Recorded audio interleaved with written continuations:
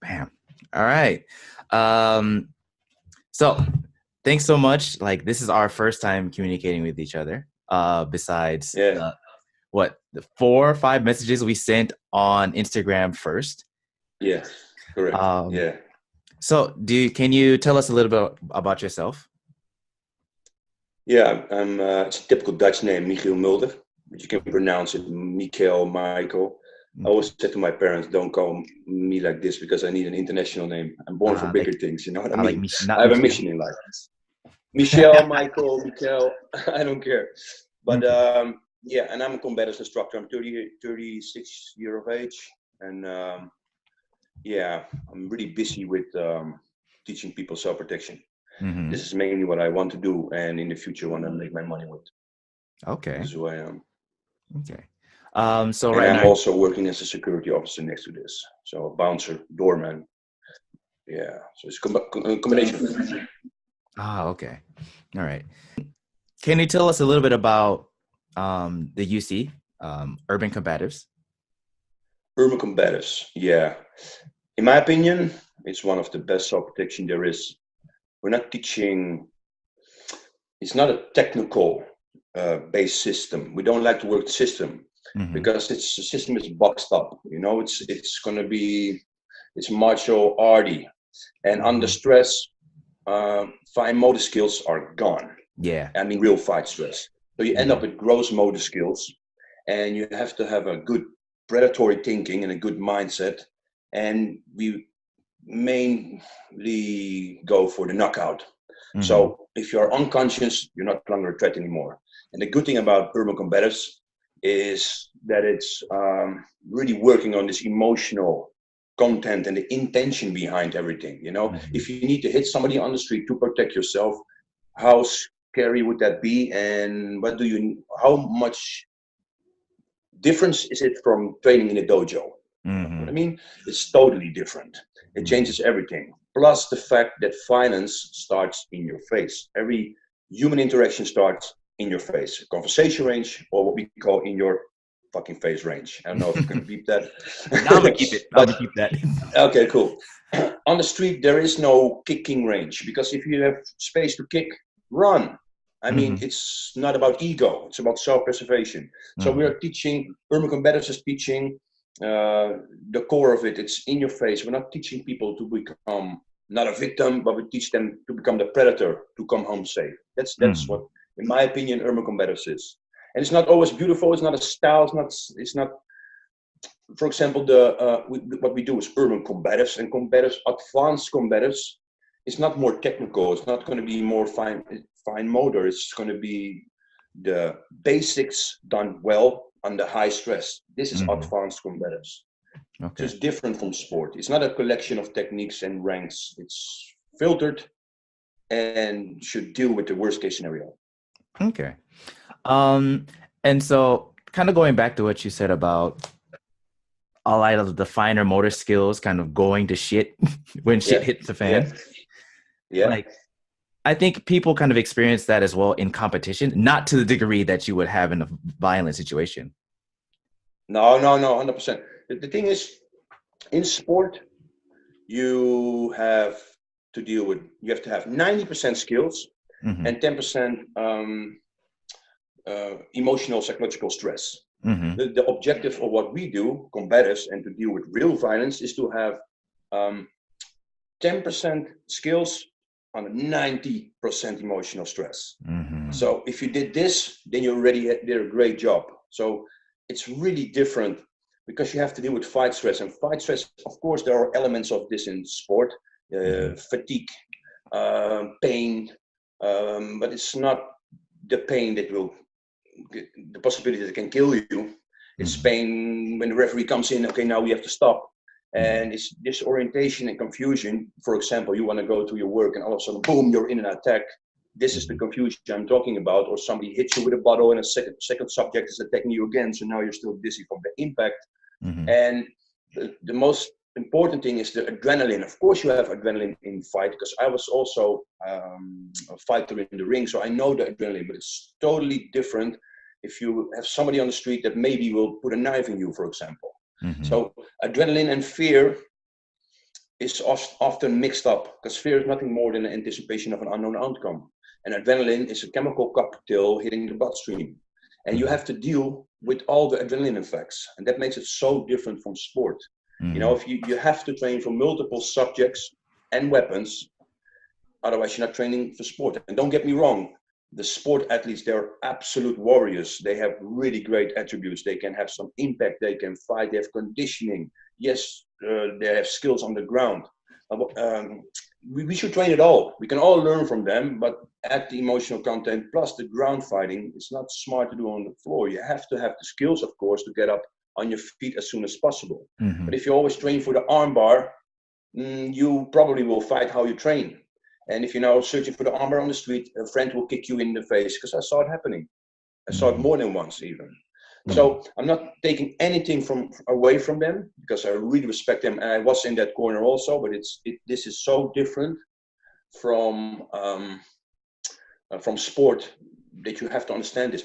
Give me an athlete and I can work on him, and he becomes really dangerous on the street also. You know what I mean?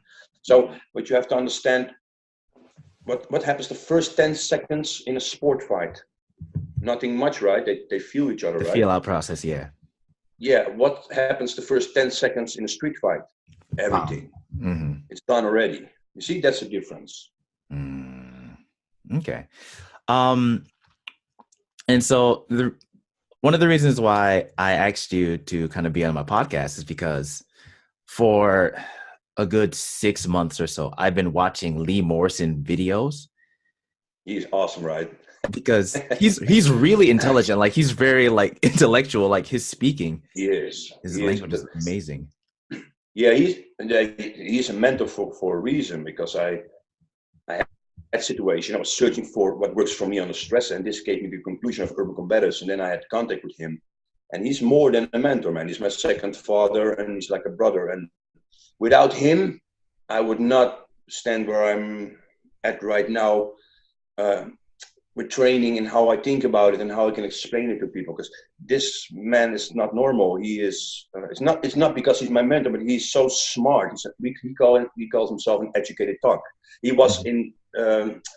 He came from that bad place, and he made something positive of it. So he really understands the dynamic of real violence. And it's good. A good thing for me is that he made something positive of it. You know. So now he's teaching people, and he's building people up around him. So yeah, nothing but respect for him, because everything I learned is from street, but also from Lee. You know, my experiences. But he gave it a name and pushed me in the right direction, and he's adding information. And yeah, you know, if you talk with him, he's the real deal. You know, I really, really love him for that. Yeah, he's one of the best people in my life. It's like, one of the things that I've noticed is that for me, I've trained martial arts for half of my life. So a good portion of my life has been training, and I've developed physical skills, but I've always felt like there's always something missing. You always feel that there's like one point that you can improve on, and you know, that's always what you strive for. But it's been much more recent that I've realized that what I'm really lacking is like the mental aspect of, you know, exactly. The martial that's arts. it. What we're doing, the definition of combatives is every principle, skill set, tactic that has proven itself to work under real fight stress. So from every sport element, we take that part that works under that stress, that emotional content. So, for example, judo gave me standing balance. I did some jiu-jitsu in the past. It gave me some ground control, that you understand how your body works, how you manipulate, how you have control, standing and horizontal.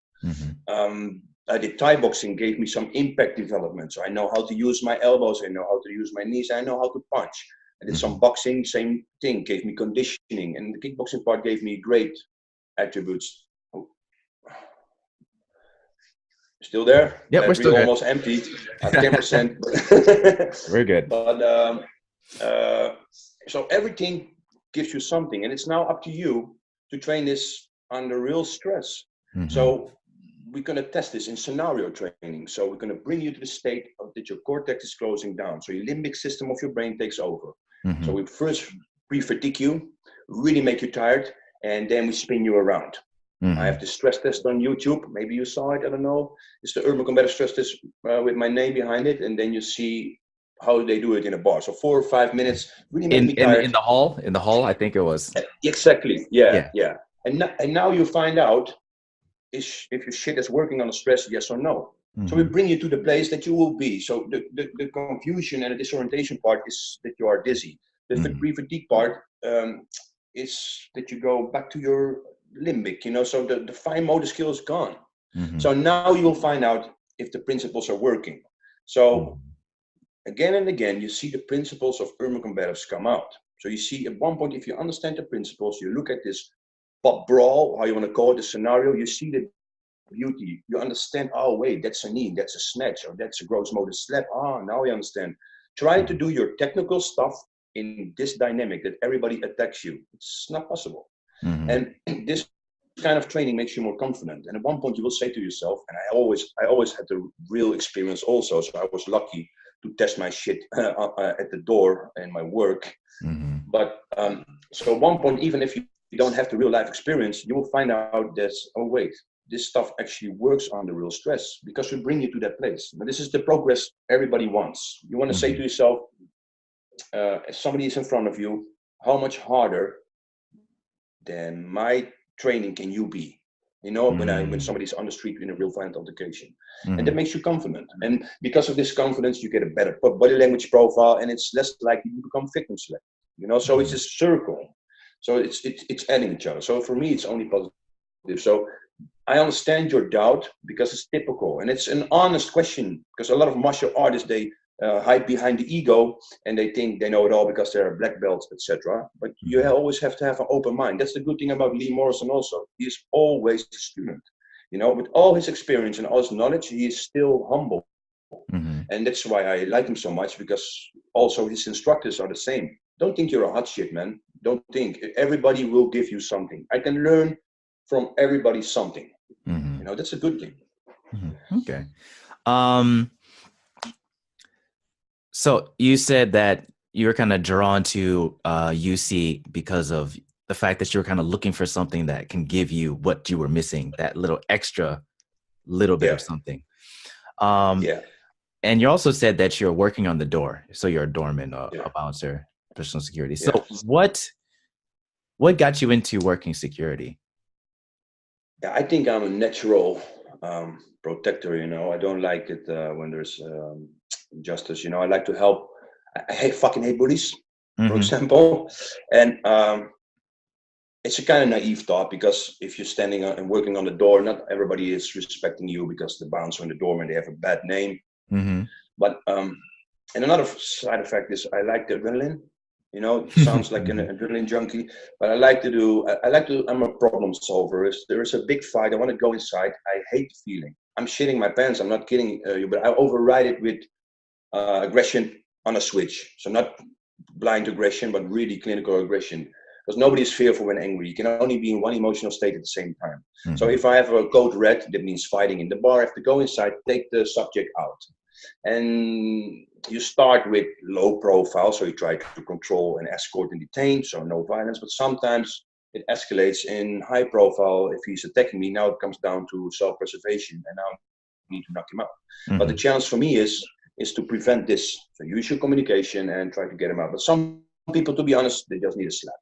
So it's everything.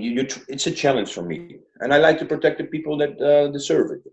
And especially in Holland, there's a big. I'm working in the Netherlands. There's a big event culture. A lot of parties, big people, and if you have a paid event, it's kind of relaxed. You don't have anything to do. Some people take too much drugs, but that's it. But we do often the free events, and then the small gangs, they are finding each other in that event. They don't have to pay. There's alcohol. People become aggressive, and now you will find out if your stuff works, yes or no. So now you have to dive into a group, take the elements out, and again and again and again. Sometimes it's all day. Then I'm so happy with my training. Then I'm like, I have no oxygen left. This is how extreme it sometimes can be, but a lot of times it's okay to do. Wow. But yeah, and in the end of the day, it's also the brotherhood. You do this with your colleagues. I cannot do this alone. I need protection, you know, and that's the good thing about what I love about security is. Okay. It's the brotherhood and to protect people. Okay. So I think you probably already know this this name. It's probably a really big name in the like the self-protection kind of arena in Europe, like Geoff Thompson. Geoff Thompson. Mm-hmm. Yeah. So I think in the beginning of my kind of search for figuring things out, his stuff was the first stuff that I started to watch, his videos, his books. And he talked about needing to be able to test what he knew. So starting to work on the door and becoming a doorman. And that he really saw a lot of that stuff that worked and what didn't work. And preemption for him was like one of the biggest things for him was the preemption, like hitting first. It is.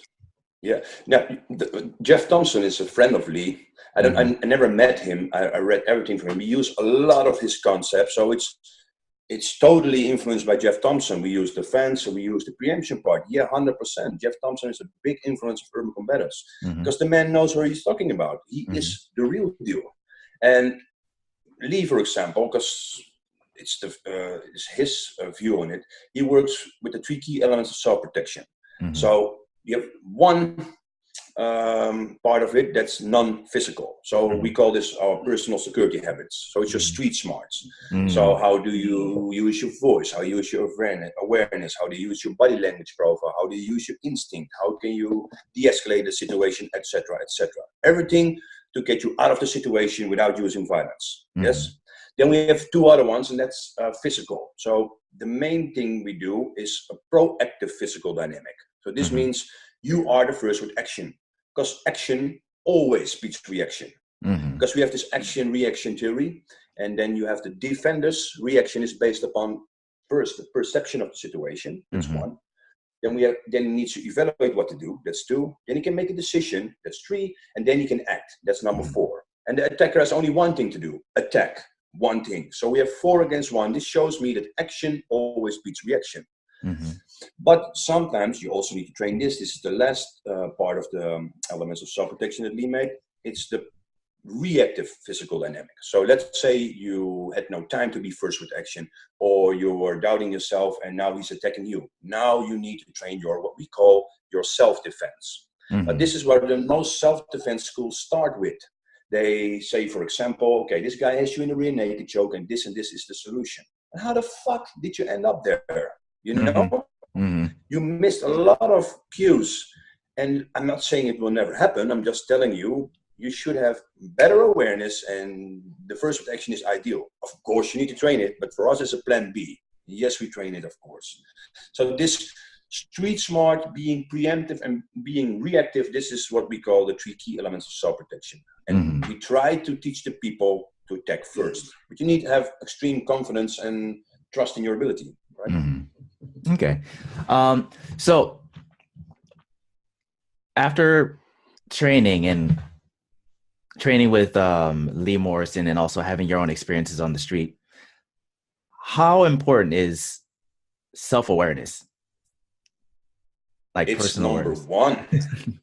It's number 1, because we work with the Cooper Scholar Code, you know, and we have code. And I don't know if you ever heard of it. Colonel John Jeff Cooper made the Color Code, and it's based upon white, yellow, orange, red, and black. And code white means you are switched off. It should be you in your house with the door locked.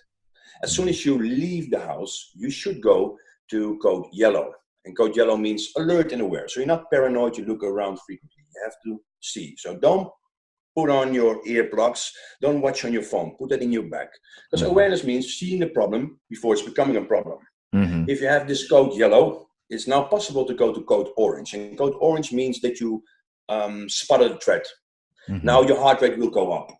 And now to deal with this threat, so to fight or to flight, is the code red. And you have an additional code black, that's emotional and physical breakdown. You want to avoid this at all costs. But what the point of this is, you have to have code yellow. And nowadays, with all the threats going on, especially when you go to events, etc., you have to go to code yellow alpha. And go yellow alpha means you have to actively search for the threat.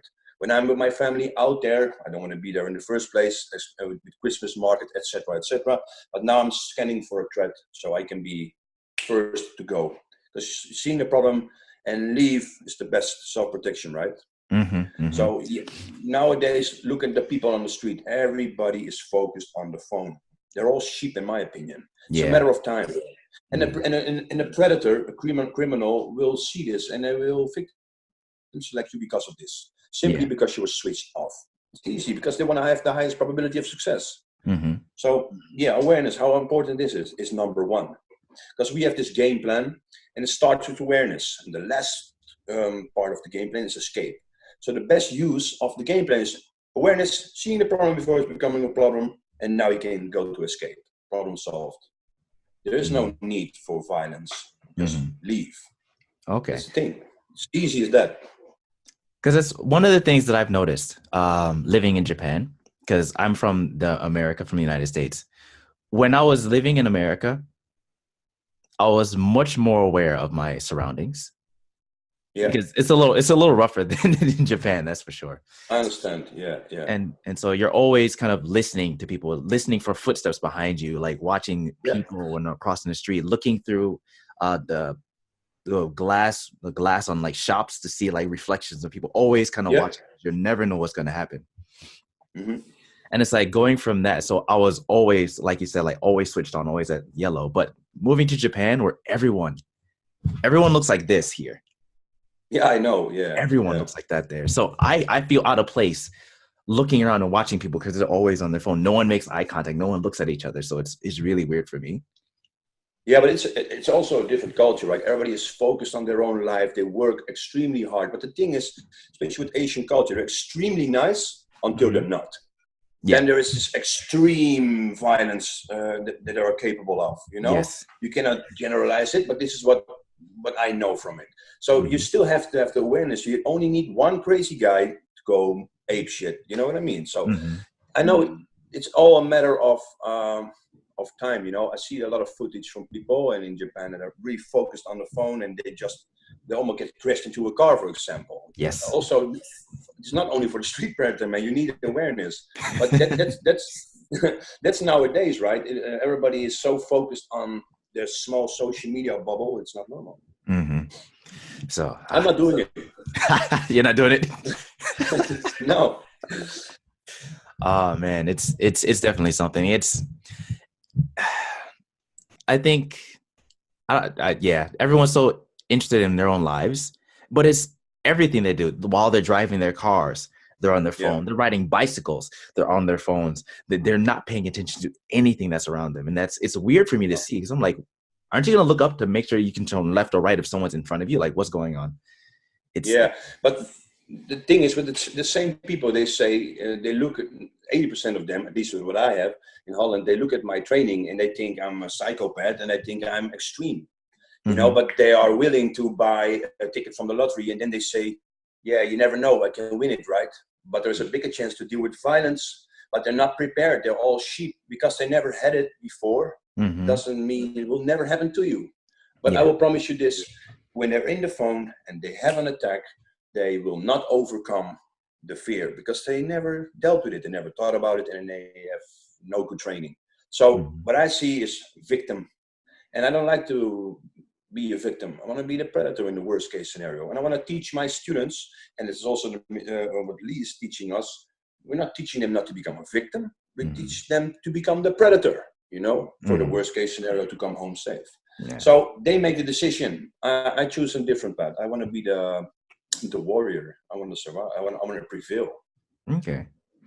So I was going to ask you about your kickboxing experience. Being from the Netherlands, of course, you have kickboxing. Kickboxing is a big thing in the Netherlands, right? Yeah, correct. So I think it's also, it's not, there's no stupid questions, but it'll be a stupid question for me to ask what got you into kickboxing, right? Because you probably had so many different fans. Like you are a fan of probably so many like kickboxers from Holland. They're like professionals. Yeah, It started when I was 12, you know. I'm gonna sound silly now, but it's gonna be with the kickboxer from Jean-Claude Van Damme. If I watch it right now, I'm like, what the fuck's happening? Yep. Yep. I understand. I But understand. yeah, but the thing is,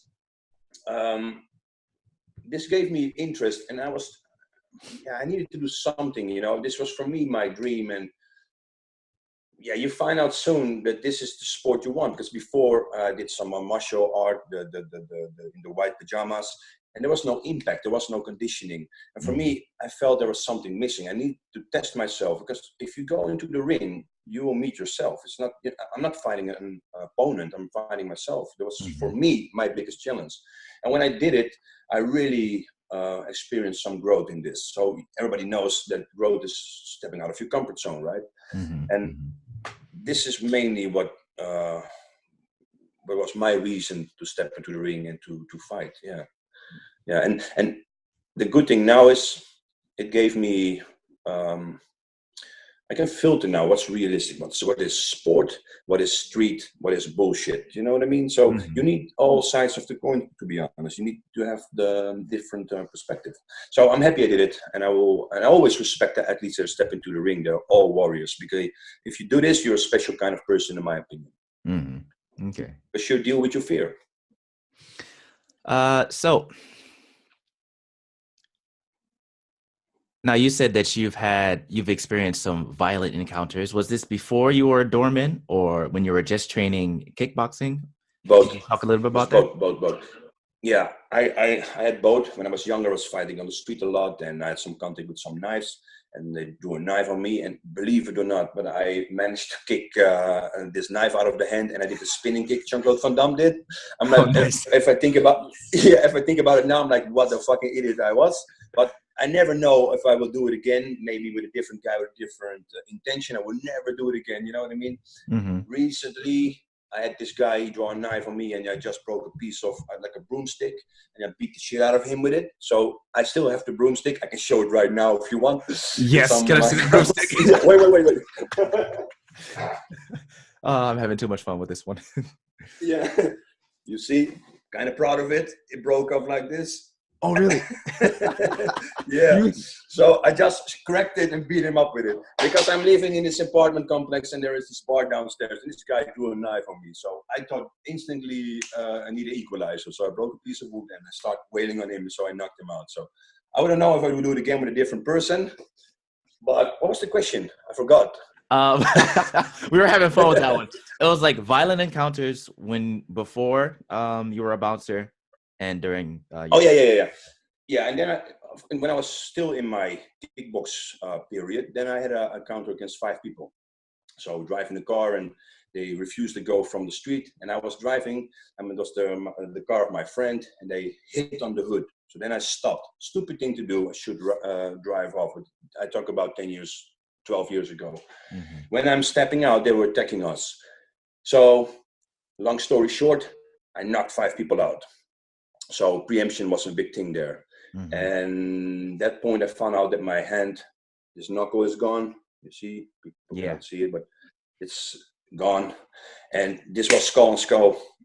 And that's the good thing about urban combatives. We try to start with a preemptive palm or a slap. We try to work with open hand. Don't get me wrong. If you get attacked all of a sudden, probably the fist will come out. But the fact that we are thinking about this, that we try to start with open hand, you can generate the same impact power, but you don't damage your hand that much, because it's really difficult to aim. Because what you have to understand, when your heart rate goes up, when adrenaline hits the bloodstream, between 115 beats per minute and 145 beats per minute, your complex motor skill, so your boxing combination, are at its best. But it's also, after this, you only end up with gross motor skill stuff, like big motion, big movement. Like hooking punches, slaps. Exactly. Hammer fist, it's almost innate, it's in human nature. But you will find out that your heart rate can go up in a couple of seconds above the 145. Boom, you're almost on 200, So aiming on the street with a hook, you can do it if you are preemptive, but in fight, it's so difficult. So this gave me the insight of, okay, I like what I do, because I just went to the drawing board after this violent encounters. What worked for me? At the time, I was also training this fake ass Krav Maga. I'm not going to say the system, I don't want to piss on people, but it was really terrible. And I just sat down, what worked for me, and I said to myself, predatory thinking, good aggression on the switch, and hit fucking hard. And this gave me the conclusion, urban combatives from Lee Morrison. So that's why I'm contacted him. And he said exactly the things that I felt. So he said, categorized it. You know, I put it, he put a label on everything. And then you know he's the real deal, because I had identical experiences and I felt what he just explained to us. So for me, this was my my moment to understand, okay, now I have to change my path, which I need to change my martial art, because all the martial arts stuff, nothing came out, only the big motions. So learning moment for me there. I was also training this fake ass Krav Maga. I'm not going to say the system, I don't want to piss on people, but it was really terrible. And I just sat down, what worked for me, and I said to myself, predatory thinking, good aggression on the switch, and hit fucking hard. And this gave me the conclusion, urban combatives from Lee Morrison. So that's why I'm contacted him. And he said exactly the things that I felt. So he said, categorized it. You know, I put it, he put a label on everything. And then you know he's the real deal, because I had identical experiences and I felt what he just explained to us. So for me, this was my my moment to understand, okay, now I have to change my path, which I need to change my martial art, because all the martial arts stuff, nothing came out, only the big motions. So learning moment for me there. Okay. And so that was before you started Urban Combatives. Since becoming an instructor, Urban Combatives instructor, and also working on the door, how has your ability to deal with violent encounters changed since then? Yeah, I become more, I make the decision faster. So I use my fence, it's the fence from Jeff Thompson. If somebody approaches it and touches it twice, I will drop him. And I try to de-escalate, of course, and I do everything I can. I use posturing a lot, you know, somebody is in my face aggressive. I try to keep distance, and if I cannot do it, I'll push him and I use posturing. I will show him I'm a cornered animal. But I'm also prepared, if he comes forward again, that I will hit him. So how did it change? I think my whole body language profile changed. I have nothing to prove. I'm not fighting for ego anymore. I really try to avoid this. Sometimes it's difficult when I'm in the car, somebody is making this dangerous maneuver and and he's aggressive towards me. I try to let him go. It's fine. There's no need to prove, because I prove it already to myself. But when I have a situation like this, then I deal with the problem very fast and effective. So yeah, it's like a circle. Because of good training and experience, you now become more relaxed, nothing to prove. So somebody is screaming at me or is insulting my mother, I will say, probably not your type, man, and I will keep on walking. If he's following me, I will deal with him. If I cannot avoid an escape, this is the responsibility I have. I'm an urban combatives instructor now, so I should give the good example, right? Sometimes it's difficult, but it's my learning curve. But don't put me in a corner, man, because I will do everything to come home safe, really. Okay. But that's the mindset I try to live. Okay. So what would you say to the martial arts that are kind of where I am now, kind of thinking of what am I missing? And also the martial artists who are in your position. It's like, okay, what I'm doing, there's something more. Like, this isn't working for me, but I've spent so much time. What can I do to kind of make this work for me? Like, what advice would you give to them? I would say, go back to the drawing board, really be honest, like you are, because you are one of I think it's the few that says to itself, I feel there's something missing. And I know everybody has this, but a lot of people override it with ego, you know, because they have this black belt, or they invested so much money, especially in the Krav Maga world. They I'm not say they buy, because they have to do something for it, but they buy these levels and they go up, up, up. And they think they invested at 1,10,000 euros. How difficult, or dollar, how difficult it is to say to yourself, a lot of of this technical bullshit is bullshit. Because you invested all this in yourself and you trusted people, and nothing will come out on the stress. So my advice would be to everybody, take your blueprint, so what you're trained, bring yourself to the state that you're really tired and confused, and now get attacked in real life situations. So I mean, not in the dojo, I mean rent a bar, rent an elevator, rent everything, like a house, I don't care, train in your house. But try to do it as spontaneous as possible. So you have no idea who's going to attack you, how many people are going to attack you, and how they're going to attack you. And now test and see what comes out. Film this, and now look at yourself. This came out. Where is my armbar now? Where is the judo throw now? You know, and I'm not saying just give this as an example, but test your stuff. So really make yourself tired, that your cortex of your brain start to close, and really spin yourself around and deal with the problem. And then you will find out that a lot of things are not applicable. So you have to go back to the drawing board, make it gross motor, small toolbox that will work under this stress. Okay. And the next progression is test your shit on the street. But only if you have to. Only if you have to. Yeah, only if you have to, yeah. So that's my main advice. Just be honest to yourself. We do the same. If we find out that it will not work under stress, we skip it. And I mean from urban combatives. So we adapt it, we make it simpler. Okay. Okay. So you've mentioned before that you've also you've had some competition experience. Yeah. And also you're doing a lot of training, and you're working a lot with generating a lot of impact. So yes, correct. What would some advice be for some people to improve or to increase their ability to produce impact, to hit hard?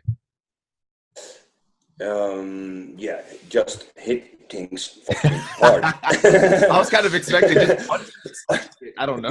Yeah, but it's all about body mechanics, you know, and you want to make them, you want to add them in your blueprint. Just do it over and over and over again. Like I think Jeff Thompson did it 1,000 punch things or something. Just do it over and over again. So take what works for you. And really think when you make, for example, a punch or a palm strike, think about the drop step, that your body weight goes behind it. When you need to make a hook or a slap, really twist your whole body. It's all about body weight. You also do this from deception. So keep your hands up and say, sorry, man, what did I do? And now you generate a slap. Or talking with your hands, so your hands are always up so you can protect your head. It's defense from Jeff Thompson, right? So try to work in front of the mirror how you would de-escalate a situation, and now from this position, when your hands are up, you strike first. So you want to be sneaky as possible and just hit things hard from every position. So think about it. For example, this Jack Benny stance, you put your one hand under your chin. From here, you can also generate a small hammer fist hook, you know, like a backhand hammer fist. Just train to be sneaky as possible, non-telegraphic, and use your body weight behind it. It's all about this. So if you find somebody's holding a pad and you make a palm strike, that you're missing something, really at the drop step forward, like you really uses your body, your momentum and your body weight in the punch. And also aim for the shoulder. When he's holding a pad in front of the head, aim for his shoulder, because now you will plunge through. You know, it's all training, to be honest. And also from crazy positions. If somebody grabs you around your neck, how would you hit a groin? So let somebody grabbing you around the neck, present him a pad at groin height, and now you try to fight from this position. So it's not ideal. Always fight from the shit positions. Now you learn how to hit hard when you have the ideal position. So that's what you have in scenario. Make yourself as difficult as possible. Okay. Oh, man. And then, so you're kind of probably drawing closer in, but you said that your goal was to make UC, like training UC, your full-time job, your life's goal. So where do you see yourself in the next few years? I'm hopefully, and I think their position will be there, hopefully will be teaching in Europe and maybe worldwide. So one of the leading instructors, and I mean leading because we do it with a group of people. We're all the same. There is no hierarchy or something, but just that I can inspire people. You know, I want to make people better versions of them. And we all want this at Urban Combatives. It's not about me, it's about teaching people the good stuff, the realistic self-protection. It's about this. And it's nice if people see you move and they say, "Well, look, that didn't happen." Oh my God, man. I'm so sorry. I paused it. It's good. Oh my God, man. I feel terrible. It was my iPad dead. So I'm now on my phone. Hope you can see me right now. Nope. Black screen. Oh, fuck. Is this a problem for you? No, it's fine. Since we're kind of... Okay, sorry about that, man. Because I'm doing now via the phone. Nah, no problem. So I asked you about future plans with UC. Yeah. What we want to do, I want to teach as much people the realistic stuff. I see there is this, because Urban Combatives is not that known yet. At least not in Holland. In the Netherlands and in Europe, it's getting bigger and bigger. Lee Morrison is working in the USA, and he deserves this spot because he's serious. He's one of the best in the world, and it's nice for us that there is this gap in Europe, so we can fill it in. I will do it with everything I have in me, teach people with passion. And it's a good thing to teach them good, realistic stuff, because there is a lot of bullshit for sale, to be honest, without bashing other people. But they say it's self-protection, but it's not. It's really fine motor skill, not possible under stress. So the good thing is we can make, in my opinion, the difference in this. So teach the people the good stuff, the realistic stuff. And it probably will never be commercial because it's way too much out of the comfort zone. It's too realistic. It's in your fucking face, and it's the emotional content behind it. But more and more people are understanding the fact that there is need for it. So that's the good thing. If people trust you and they want to see you doing it, so that's good. That's good. So that's my plan, to make it as big as possible. Not me, not my name, but Urban Combatives. So this is not about me. This is not about ego. I'm just I have the passion to teach this. I want to show the people this is what you need. I understand. That's one of the reasons why I got in contact with you. But thank you so much. I know that like your iPad died and your phone, you're using your phone right now, but sorry for that. Yeah, no problem. So with the closing, do you have anything else that you want to say to the audience? Just try it. Just train and be honest to yourself. Leave the ego at home. Don't bash other people, because everybody can teach me something. And I think you should have the always student, sometimes a teacher mentality if you are teaching. There's nothing wrong to stay open-minded, but test your shit. Every seminar that I'm teaching, and I got this straight from my mentor, Lee Morrison, is I will say to the people, ask questions and test what I'm telling you. Don't take it for granted. Test it yourself, So it's not like this is the solution. I just show you a way that will work, and now you should find out the same. So test it. That's honesty, I guess, right?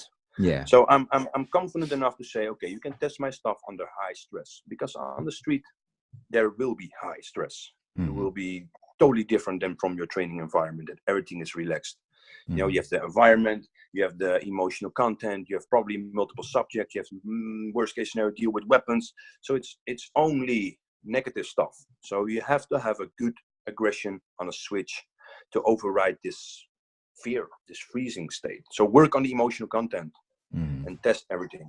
That's the thing I want to say to the people. All right. Thank you so much for being on my podcast and giving me the hour of your life. Yeah, it's really cool. I really appreciate it. I'm really looking forward to it, to be honest. Nice.